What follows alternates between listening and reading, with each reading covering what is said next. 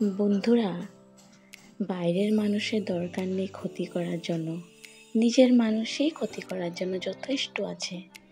আমি অনেককে অনেক সাহায্য করেছি, কিন্তু আজ যখন আমাদের আর দরকার নেই, এখন ওরা আর আমায় চিনতে পারে না। তো বুঝলে তো? আচ্ছা, আজকের ব্লগটা আমি তোমাদের সাথে শেয়ার করছি। এগুলো হলো আমার বাগানের ফুল। অনেক ফুল পেয়েছি আজ। তারপর আমার কৃষ্ণ ঠাকুরকে আমি পুজো দিয়ে নিলাম। আজ যাবো আমি একটু বেড়াতে। তো বন্ধুরা, আমি চলে আসলাম আমার মাসির বাড়ি। তো আসার প্রথমে দেখলাম ওদের ঠাকুর ঘরটা। তো তোমাদেরকে দেখাবো আমি একটু ওদের পুজো ঘরটা। অনেক ঠাকুর রেখেছে ওরা। তো দেখো বন্ধুরা তোমরা।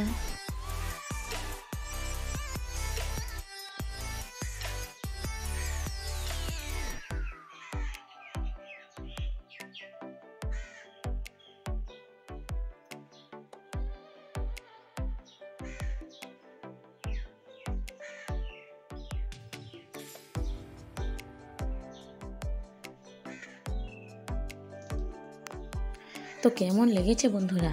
আর এই গাছটা দেখো তো, তোমরা চিনতে পাও কি না? অনেকে চিনতে পারবে এই গাছটাতে, মেবি সবাই চিনতে পারবে। তো এটাও ছিল ওখানে। তো এই গাছটা দেখো তো তোমরা।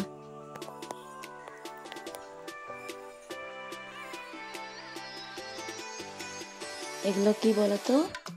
টমেটো। এগুলো এখনো কাঁচা আছে, এগুলো লাল লাল পেকে যাবে।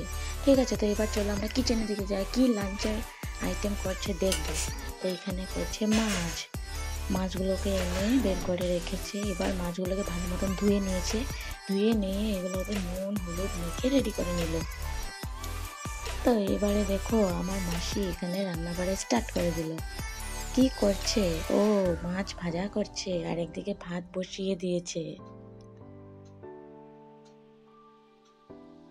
এই তো মাছ ভাজা চলছে সুন্দর করে তেলের মধ্যে। ভালো মতন মাছগুলো ভেজে নিচ্ছে।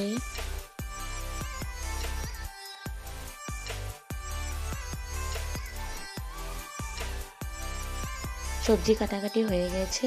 এখানে যা যা বানাবে ওগুলো সব কেটে কেটে রেডি করে রেখেছে।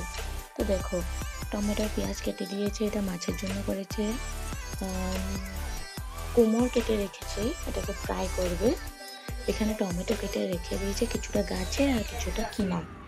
টক বানাবে, টমেটো টক। এই তো মাছের ঝোল রেডি। সর্ষ দিয়ে টমেটো দিয়ে করেছে মাছের চচ্চড়ি। এখানে করেছে টক। আর আমার এই তো দুপুরের লাঞ্চের থালি নিয়ে আমি চলে আসলাম। তো কেমন হলো বন্ধুরা আমার লাঞ্চের থালিটা? একটু জানাবে আমাকে কমেন্টে।